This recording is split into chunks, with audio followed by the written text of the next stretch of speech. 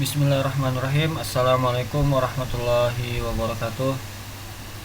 Waalaikumsalam warahmatullahi wabarakatuh. Rabbi zidni ilma warzuqni fahma. Rabbi shrah li sadri wa yassir li amri wahlul 'uqdatam min lisani yafqahu qawli. Alhamdulillahirabbil alamin wassalatu wassalamu ala asyrofil anbiya'i wal mursalin sayyidina wa maulana Muhammadin wa ala alihi wa sahbihi ajmain amma ba'd. Hari ini presentasi ya. Yang presentasi siapa?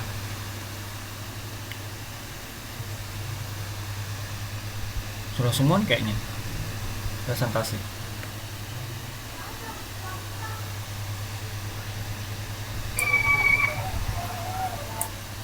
Ini ya Mas Andra ya kalau nggak salah ya yang presentasi. Iya, Pak, yang terakhir ini. Heeh. Oh, materi terakhir ini ya. Iya. Oke. Ini mana Mas Andra nih?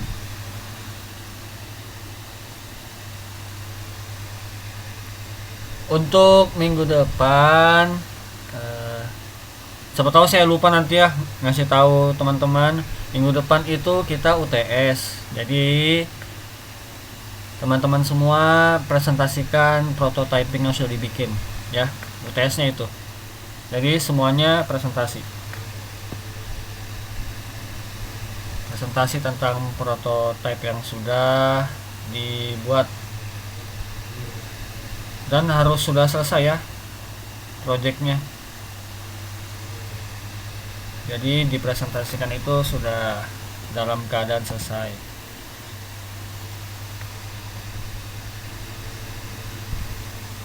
Mas Adi sudah jadi? Sudah, Pak. Insya Allah sudah. Aman ya berarti ya. Mas Fatur Insya Allah. Sudah, belum kah? sudah, Pak. Udah atau belum? Sudah, Pak. Prototipe saya sudah, Pak. Ah, ya alhamdulillah. Semangat ya Mas Fatur ya. Usahakan sampai selesai. Cuma saya pakai ini, Pak, ganti itu, Pak. Pakai Adobe XD, Pak. Apa namanya? Adobe XD. Adobe XD. Kayaknya udah tutup deh itu. Ya, Mas Lutfi ya. Adobe XD. Ya, Pak, kalau dipakai online masih bisa, Pak. Oh, kalau online masih bisa. Offline, offline. Offline. Offline maksudnya. Ya wes lah. Mas Lutfi udah? Saya coba yang lain. Belum, Pak. Belum. Kenapa Mas Fatur? Saya coba yang lain nggak vision itu. Putus-putus. Itu sudah. Jaringan agak jelek jaringan yang kita. Lanjut ya, Pak. Mas Lutfi kenapa belum? Sudah sampai di mana progresnya? Kemarin itu proyeknya saya ubah semua, Pak. Oh, kenapa dirubah? Bulan kemarin bingung konsepnya gimana. Coba aja dulu buat. Nanti kalau bingung malah nggak dibuat-buat nanti. Coba aja dulu Kalau yang bikin satu sekarang sampai sudah selesai gitu. ya, Coba lihat referensi yang ada. eh, Bikin pengembangannya atau cari perbedaannya dari prototipe yang sudah ada gitu. Jangan betul-betul sama. Kalau bisa ada pembedanya. Kalau misalnya ada referensi kan, bikin prototipe apa referensinya, sudah ada referensi, jangan bikin betul-betul sama dengan referensi yang dipilih. Usahakan ada yang beda lah dari yang project yang kita punya. Untuk minggu depan itu UTS, jadi presentasi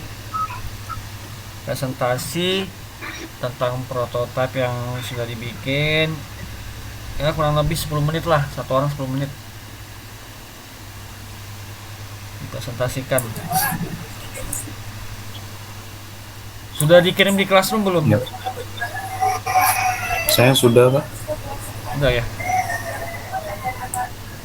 Cuma emang kendalanya kalau apa Pak, Framer ini kan dia versi gratis ya Pak, jadi Ya, agak terbatas ya Pak. Kayak saya coba buat form untuk apa, kayak orang mau mengirimkan feedback itu harus berbayar dulu. Jadi mungkin nanti waktu presentasi itu nggak bisa submit yang betul-betul itu Pak, masuk gitu nah, karena butuh kayak plugin lagi dan itu bayar Pak.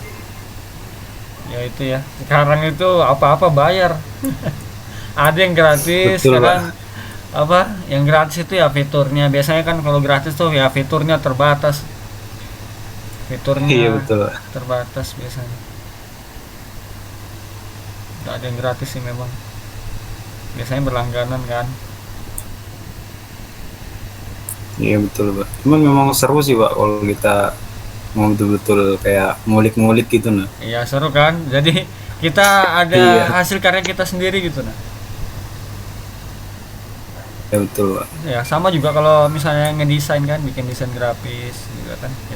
Kita bisa menuangkan gaya-gaya kita, gaya penulisan, gaya eh, apa? Gaya kepribadian kita, personality di dalam itu web. Iya dan baru tahu juga Pak, kan saya desain itu website sederhana sih, enggak yang terlalu gimana. Itu pun banyak sekali ya yang disiapkan gitu nah. Heeh. Apalagi yang website website besar gitu. Apa aja tuh yang Mas lihat yang disiapkan itu apa aja emang?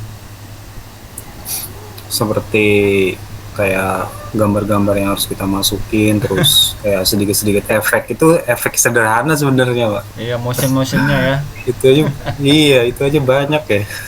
Ya itu sama kayak ngedit. Kita kalau misalnya ngedit video gitu tuh, kalau dilihat kan enak aja.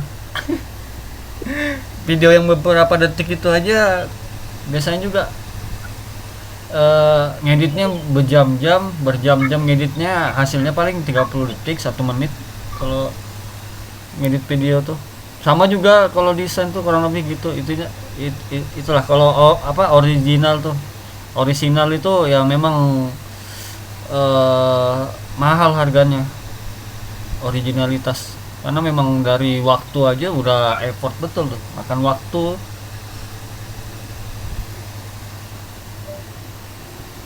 Iya sih Pak. Dan juga dari ini kan segi apa, ini kan baru kan bisa dibilang kita pakai aplikasi-aplikasi yang ada ini kan.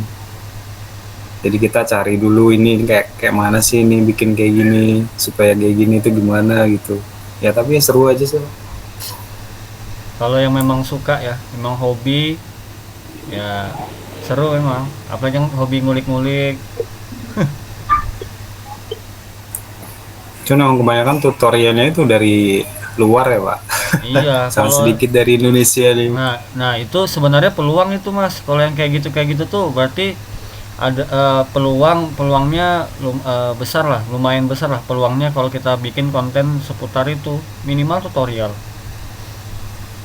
Karena Indonesia nggak ada kan, dikit mungkin. Ya Pak, sangat jarang sekali, Nah, jarang kalau sekali. misalnya Mas bikin tuh kemungkinan besar di apa, kalau di search di YouTube atau di Google, eh, video Mas itu bisa di atas ya, muncul termasuk di teratas lah videonya kalau di search, karena dikit masih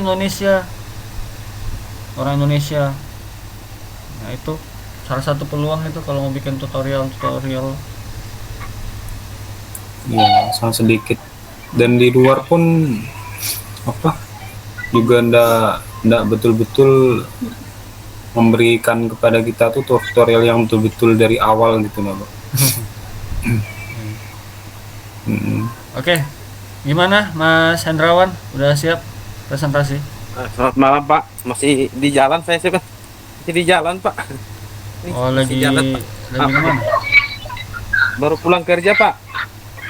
Jam jam kita itu beda 1 jam Pak. Jadi di sini waktu Masih. Jakarta di Kalimantan Tengah Pak. Jadi bentar Pak ya. Oh, Bentar saya lagi, di Pak, saya Kaltim sampai. kok, di Samarinda. Eh, saya di Kalteng Pak, Kalimantan Tengah. Ya berarti kurang lebih sama aja. Beda sejam Pak ya. Beda 1 jam kah? Iya Pak. Kalau Kaltim sama Kalteng kan masih satu pulau ya. Kalau Pulau Jawa mungkin baru beda 1 jam. Iya. Kalau di sini ngikut Jakarta Pak jamnya. Oh, ikut anu ya, Jakarta ya. Langkaraya Pak ya.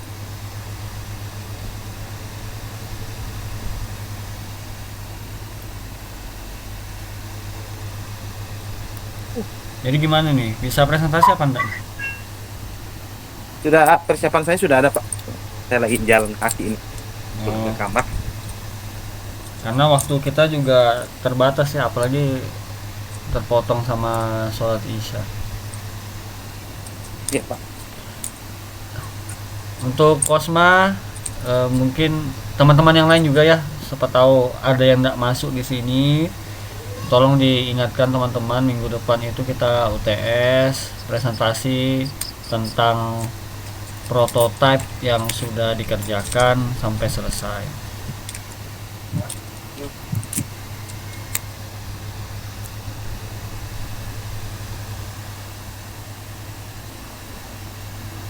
Untuk ini minggu depannya lagi setelah UTS itu sudah ditunjuk siapa yang presentasi.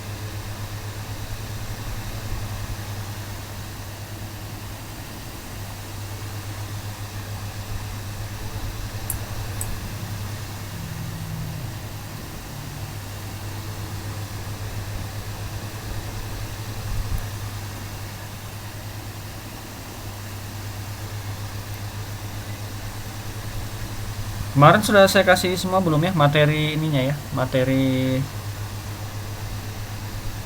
untuk IMK ini sudah saya kasih full belum ya, atau baru sampai UTS-nya aja?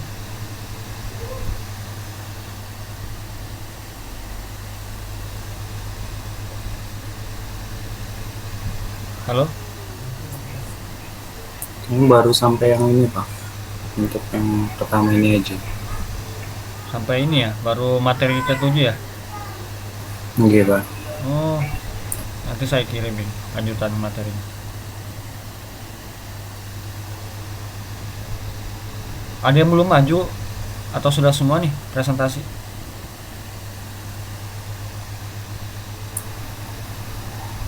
Tinggal Mas Wendra aja. Oh, berarti pas aja ya.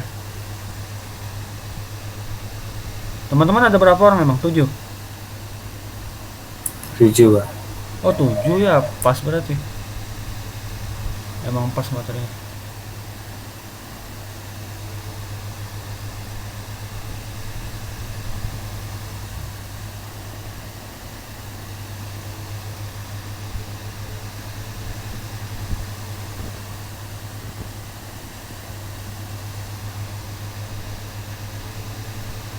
Untuk ini dialog ada nyobain nggak dialog untuk desain dialog gaya dialog style.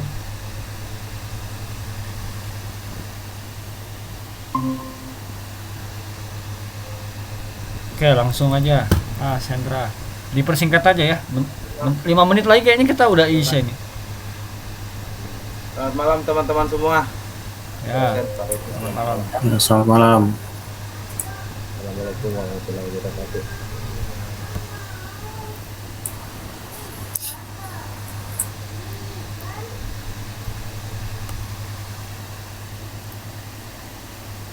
Udah kelihatan nggak Pak ininya?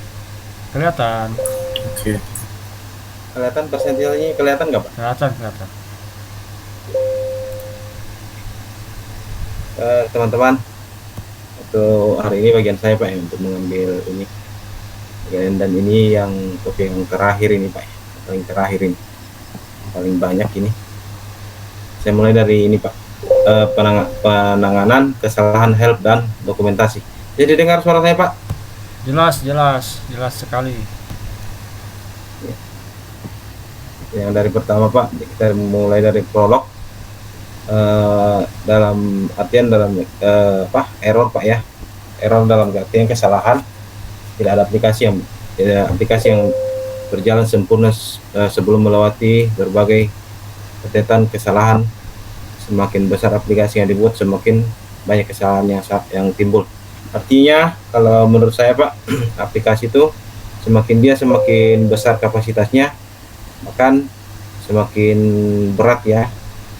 Kecuali mungkin kalau dalam artian HP-nya mendukung dan juga mungkin laptopnya mendukung Pak ya, begitu pengertian dari saya. Dan sebuah komplikator atau sering menemui program-program yang mengandung kesalahan, maka komplikator harus memiliki strategi apa yang harus dilakukan untuk menangani kesalahan-kesalahan tersebut. Jadi kesalahan-kesalahannya kadang menurut saya Pak, mungkin karena HP kita mungkin RAM-nya rendah, atau mungkin ini atau kita rendah, jadi kesalahan-kesalahannya itu ya itu yang tidak bisa mengangkat suatu aplikasi mungkin ya yang berat ya. Misalnya aplikasi semacam yang kemarin yang saya punya itu, yang dikasih kemarin itu Pak, UXPin itu ya. Cuma sekarang saya sudah update laptop saya, jadi sudah bisa ngangkat. Kita lanjut teman-teman.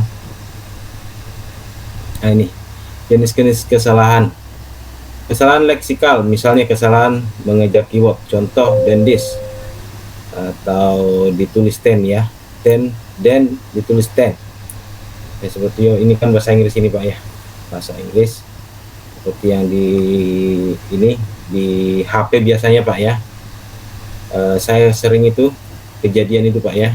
Saya sering membuat laporan dari HP, kadang salah tulis Pak, karena ada di di mode bahasanya, biasa dia mode bahasa Inggris jadi ada pengaturannya yang harus kita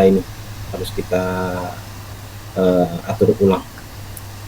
Yang kedua teman-teman, kesalahan sintaks, misalnya pada operasi aritmatik kekurangan jumlah parentesis atau dalam kurung, contoh atau tidak sama dengan X ditambah B, C dan D ditambah D ya, kurang lebih sama dengan X tambah B plus semenjak dari Pak Samsu sudah belajar tentang hal ini Pak ya. Tentang ini kalau salah sedikit pun ya langsung error dia Pak. Ini tuh pengertian dari saya. Terus kesalahan semantik berbagi dua, yaitu tipe data yang salah, misal tipe data int digunakan untuk variabel string, contoh var siswa, integer siswa sama dengan string. Dan kedua,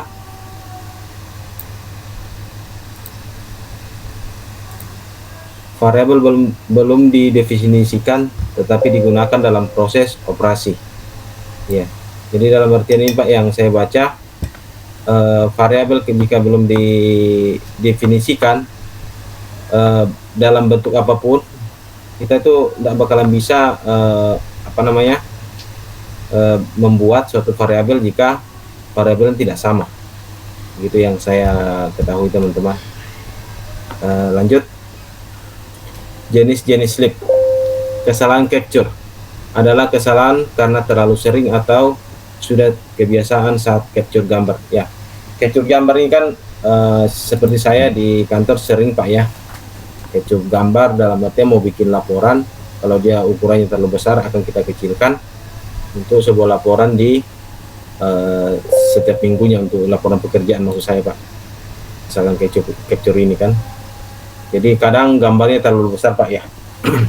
Jadi harus kita kecilin. Kesalahan deskripsi adalah kesalahan dalam melakukan aksi pada objek yang salah. Contoh, klik X untuk menutup editor, tetapi yang diklik adalah X aplikasi. Otomatis aplikasi akan close dan keluar. seperti laptop Pak ya. Kalau kita klik X, seperti dia apa yang kita buka dia akan tertutup kembali ke menu sebelumnya. Lanjut teman-teman. Ketiga, kesalahan data dalam driven adalah kesalahan karena pengaruh data dari area edit. Contoh, menulis nama file dengan sesuatu yang terbaca sekitar Windows, atau menulis nama file dengan menulis nama yang sama yang sudah ada di dalam disk atau tempat penyimpanan. Contoh teman-temannya, kalau kita membuat folder, jika kita salah menulis, otomatis kan kesalahan-kesalahan itu pasti ada ya, untuk suatu folder-folder untuk di penyimpanan kita di laptop kita, contohnya misalnya begitu Pak. Yang keempat, pengaktifan asosiatif adalah kesalahan karena pengaruh data yang ada di dalam pikiran user saat itu. Contoh, mirip dengan kesalahan data driven, tetapi ini berkaitan dengan sesuatu yang ada di pikiran si atau user pada saat itu. Contohnya ini kalau dari user sebenarnya Pak, kalau yang kami di tempat kami bekerja, misalnya dari email, kadang kami itu kadang salah user Pak. Jadi orangnya ini kadang merubah sendiri, akhirnya apa yang kita kirim tidak terbaca di user yang satu yang tempat kita kirim laporan. Dan lanjut teman-teman, yang kelima, hilangnya pengaktifan adalah kesalahan karena lupa apa yang harusnya dilakukan. Contoh, user lupa mau mengetikkan apa yang mau diketik. Ini yang seperti yang contoh di nomor 4 Pak, yang seperti yang saya sering alami, usernya itu kadang membuat suatu hal yang baru dan tidak ada informasi dari user tersebut untuk ke teman-teman yang lain. Hanya sering kesalahan dalam membuat laporan dan sering salah kirim. Bisa didengarkah teman-teman? Jelaskah? Jelas. Jelas Pak ya. Makasih teman-teman ya. Yang keenam, kesalahan mode adalah kesalahan akibat ada lupa di dunia mana. Contoh, mengetikkan suatu perintah padahal dia sedang berada pada pengetikan teks. Nah ini yang keenam ini teman-teman sering juga saya alami ini Pak, mengetik dalam artian mengetik suatu laporan perintah padahal orang itu ini mengaktifkan modenya menonaktifkan mode, padahal aktif teksnya dalam perintah laporan aktif ya, dan sering mengedit tanpa ada informasi. Jadi kesalahan-kesalahan itu pada saat kita membuka data dia pasti akan menghilang atau tidak terbaca, begitu ya teman-teman. Nah lanjut, petunjuk pencegahan kesalahan, menghapus mode-mode atau menyediakan petunjuk yang terlihat untuk mode-mode tersebut, menggunakan teknik coding yang baik, misalnya dengan menggunakan petunjuk warna atau gaya pada kesalahan coding tersebut. Nah, ini yang keduanya saya pahami Pak, codingnya salah penempatan atau mungkin salah spasi, dia akan error Pak ya, coding ini. Ataupun yang contoh yang sudah pernah kita lakukan, kadang yang saya alami yang seperti yang tugas dari dosen yang lain, kadang salah coding ataupun salah penempatan, dia itu pasti error Pak. Yang ketiga teman-teman, memaksimalkan pengenalan, mengurangi hafal-hafalan yang membuat pengguna menjadi stres berpikir atau menjadi stres berpikir kalau terjadi kesalahan. Seperti yang kami alami Pak dalam pekerjaan kami Pak ya. Memaksimalkan pengenalan ini, pekerjaan-pekerjaan. Kadang kita menghafal yang membuat pengguna yang lain itu menjadi stres membaca sendiri apa yang kita buat Pak ya. Karena kita berpikir kesalahan-kesalahan kita sendiri bisa beralih ke tempat orang lain. Lanjut teman-teman ya. Merancang urutan gerak atau perintah yang tidak sama. kelima, mengurangi kebutuhan untuk mengetik. Mengurangi itu dalam artian teman-teman menyingkat ya, menyingkat suatu kata, misalnya tidak menjadi TDK, yang sering saya lakukan. Tapi kalau di email mungkin enggak boleh Pak ya, kalau apalagi kalau dia di email pekerjaan, atau apalagi kalau masalah laporan pekerjaan. Uji dan memantau kesalahan-kesalahan dan memperbaikinya ya. Diuji dulu Pak ya, baru dipantau kesalahan-kesalahan apa yang kita ini lakukan setiap harinya dalam bekerja. Yang ketujuh, memungkinkan pertimbangan ulang aksi-aksi yang dilakukan oleh user. Misalnya user kita tak sengaja menghapus file yang menyebabkan file yang jadi terhapus, sehingga perlu mengecek dan memindahkan file dari resil bin, atau file yang sudah terhapus tadi masih tersimpan di resil bin ya, sehingga kita dapat mengembalikan kembali. Jadi laptop kita kan ada yang kalau kita menghapus Pak kan masih kita bisa kembalikan. Nah, sekarang ini kan sudah banyak Pak sudah banyak aplikasi yang bisa mengembalikan apa yang ini.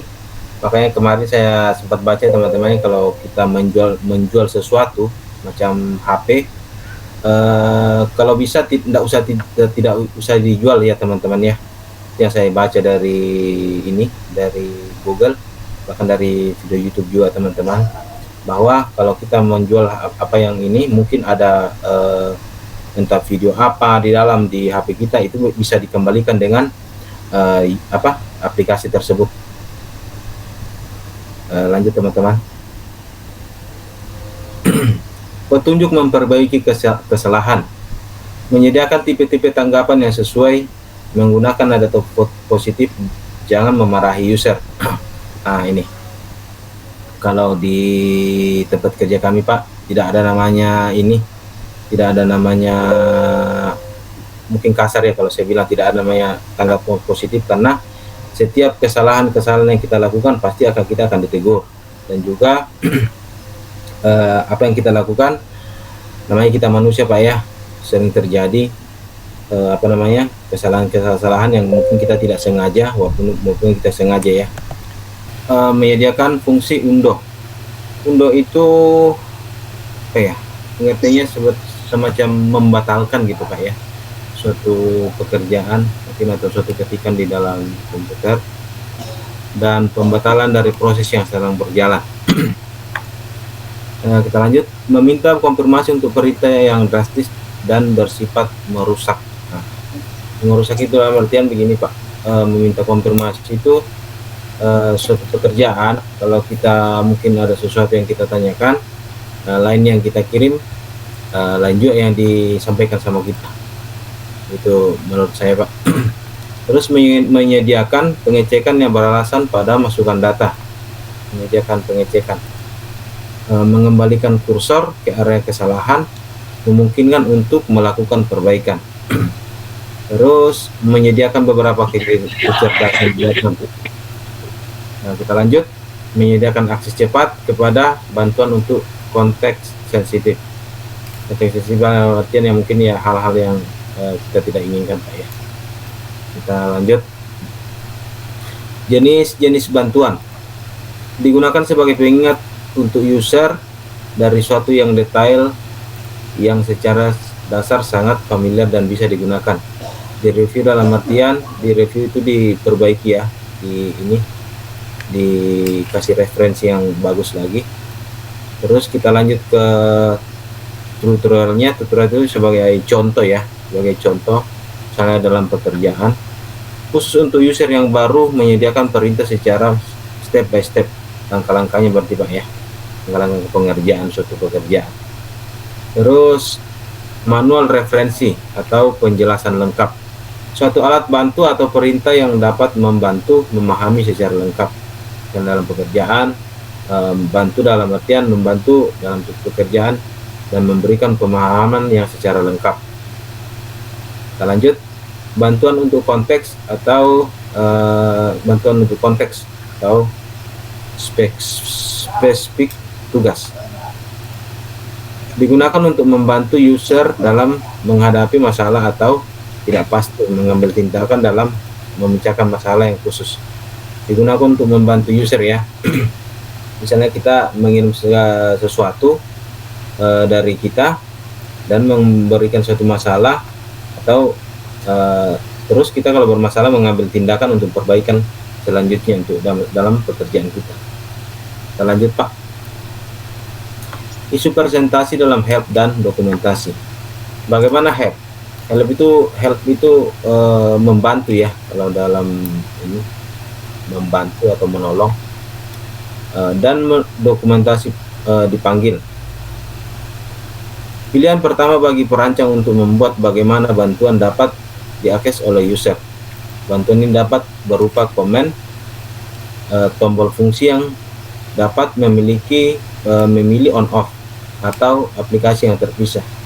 On off itu berarti bisa dijalankan, bisa diberhentikan ya, untuk suatu pekerjaan atau dalam presentasi, baik di dalam Zoom atau di lingkup atau dalam suatu meeting dalam pekerjaan. Terus kita lanjut Pak. Bagaimana help dan dokumentasi ditampilkan? Dalam sistem Windows akan ditampilkan dalam window yang baru. Dalam sistem lain mungkin dalam layar yang penuh atau bagian dari layar. Alternatif lain dapat berbentuk pop atau box atau tingkat comment line. Nah, kita lanjut. Bagaimana help dan dokumentasi memiliki aktifan? Tidak menjadi masalah teknologi apa yang digunakan untuk membuat help dokumentasi, tapi yang perlu diperhatikan yaitu prinsip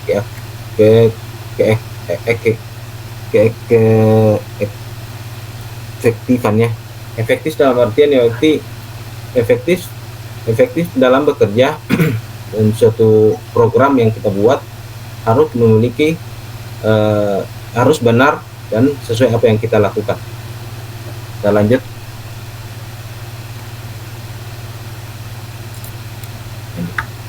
Pengaturan dokumen. Hal yang perlu diperhatikan dalam merancang help dokumentasi yaitu perancangan seharusnya tidak seperti add-on pada sistem. Secara ideal seharusnya merupakan bagian integral dalam sistem. Kedua, perancangan harus memperhatikan isi dari bantuan dan konteks sebelum teknologi dipublikasikan. Oke, sekian dari saya Pak. Mungkin ada pertanyaan dari teman-teman, persilakan.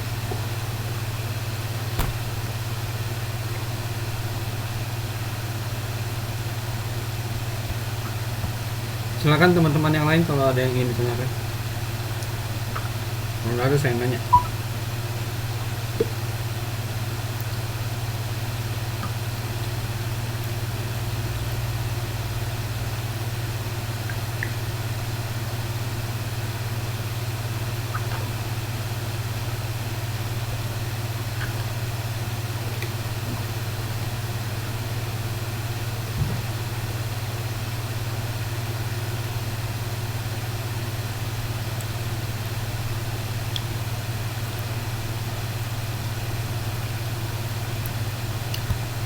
Baik.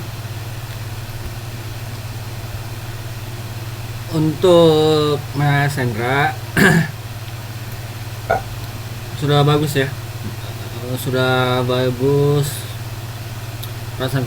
Presentasinya sudah bagus.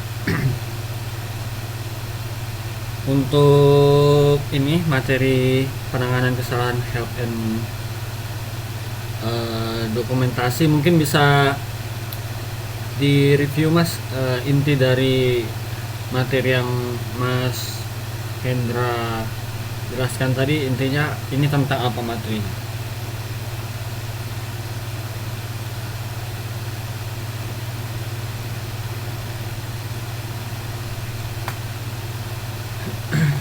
Kedengaran ya suara saya?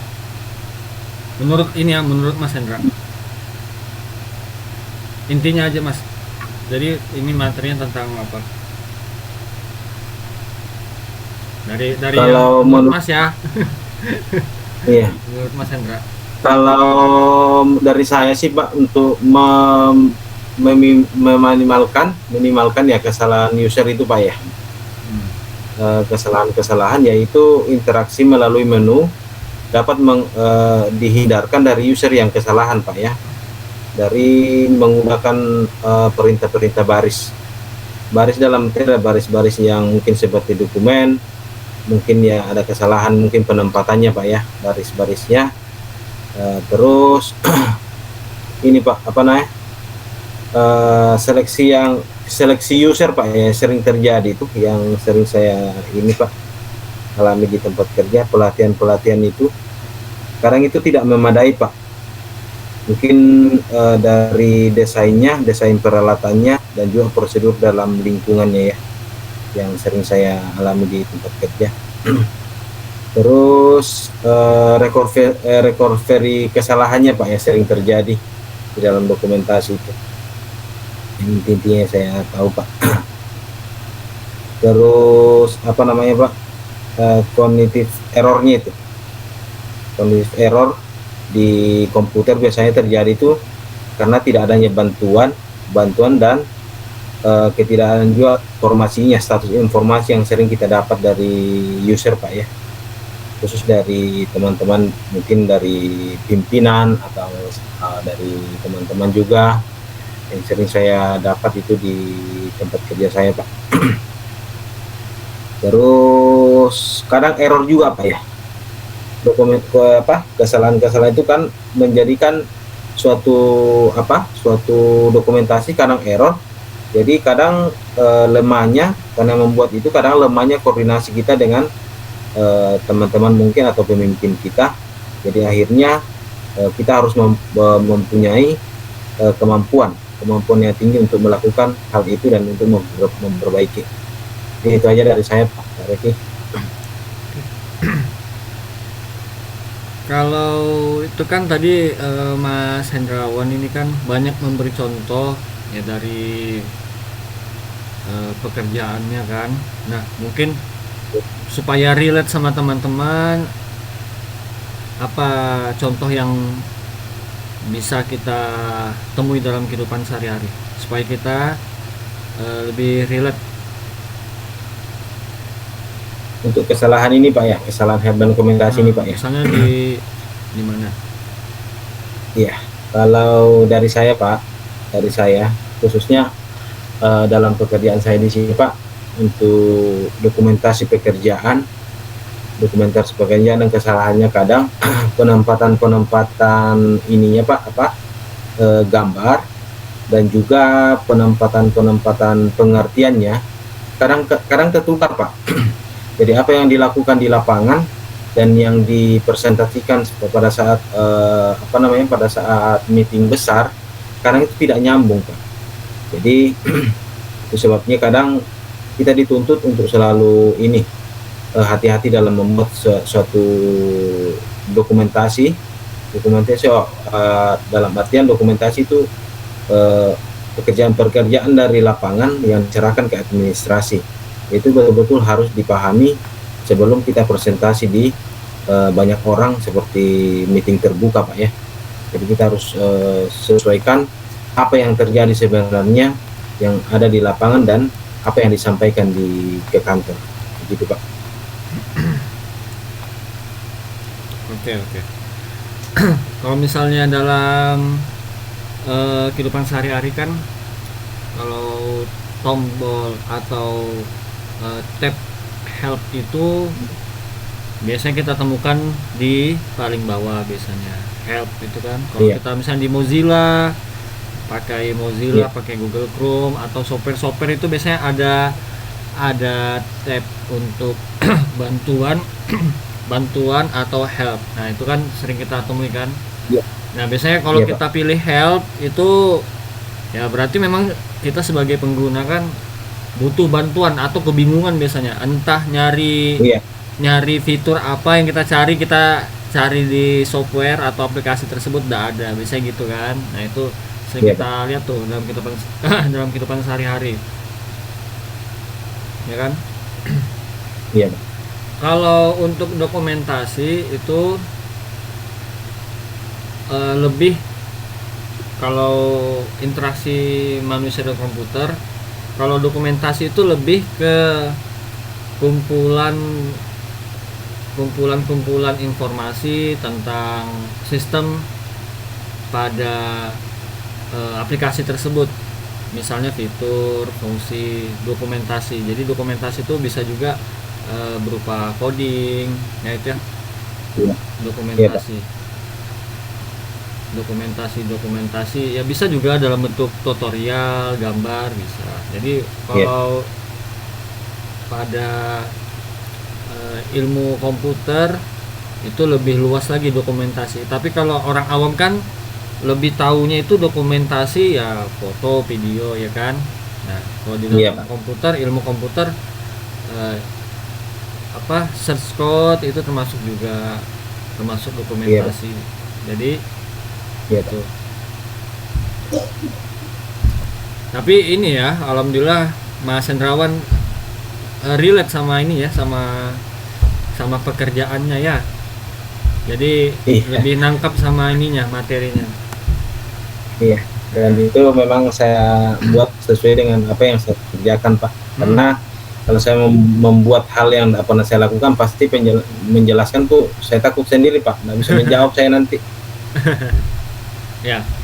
Nggak enak. Kalau saran saya untuk semuanya juga, tapi overallnya udah bagus ya, Mas Hendrawan. Overall udah bagus.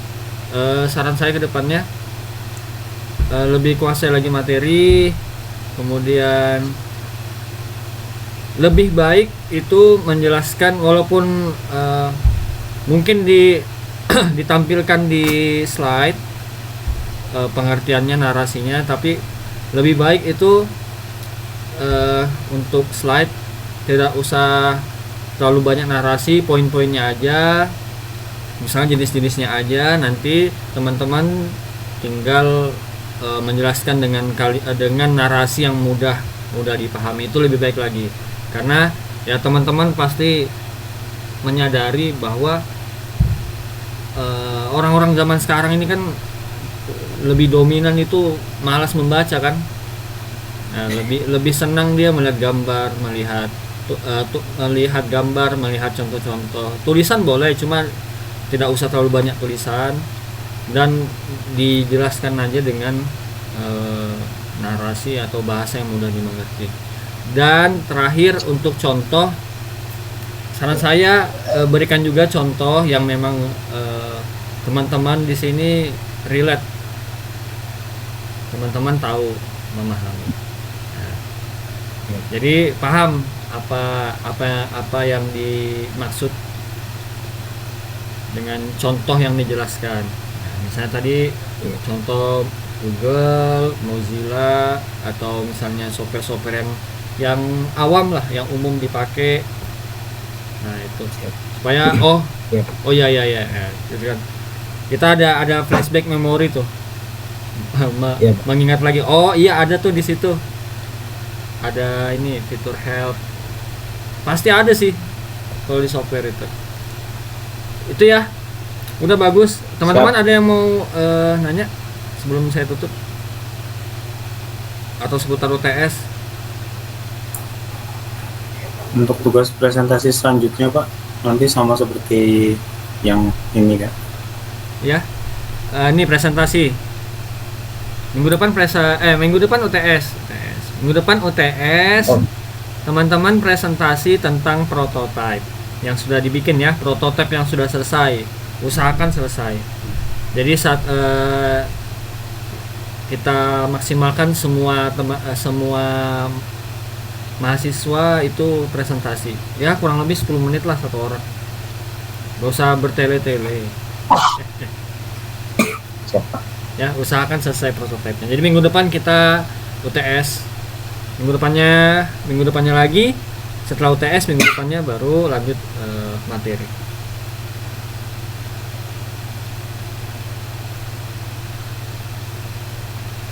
Oke, itu ya.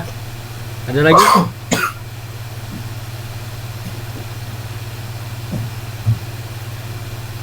Kalau Dari saya, Pak. Hah? Maaf Pak Arif nih, dari saya terima kasih untuk teman-teman ya, walaupun saya agak terburu-buru juga karena kita itu yang masalahnya Pak, kita beda jam Pak, saya juga enggak enak ya. Kalau mungkin saya di lapangan Pak, mungkin akan lincah saya pulang, cuma kalau di kantor kan susah Pak, pasti dicari. Ya nggak apa-apa. Yang penting di saat, yang penting teman sudah nggak apa-apa Mas. Yang penting Mas tanggung jawabnya sebagai mahasiswa tetap ada tugas, tetap semaksimal mungkin mengusahakan mengerjakan. Kalau presentasi tetap berusaha tampil mempresentasikan dengan semaksimal mungkin. siapa? Insya Allah teman-teman memaklumi. Ya, tetap Sudah semangat ya. mencuri waktu saya ini lama. Iya Pak. Minta maaf sama teman-teman lah. Oke, kalau tidak ada teman-teman yang lain, sehat-sehat semua ya. Semoga rezekinya lancar, segala urusannya lancar, perkuliahannya juga lancar, bisa lulus tepat waktu, panjang umur semuanya ya, sehat-sehat semua. Terima kasih yang sudah hadir. Oh ya, jangan lupa ini kan saya upload di YouTube ya. Sebagai absennya jangan lupa teman-teman absen di kolom komentar. Itu masih ada yang saya lihat belum absen. Nanti saya rekam dari sana. Kita tutup dengan doa kafaratul majelis. Subhanakallahumma wa bihamdika asyhadu an la ilaha illa anta astaghfiruka wa atubu ilaik. Sekali lagi saya mohon maaf jika ada salah kata ya. Wassalamualaikum warahmatullahi wabarakatuh. Waalaikumsalam. Waalaikumsalam warahmatullahi wabarakatuh.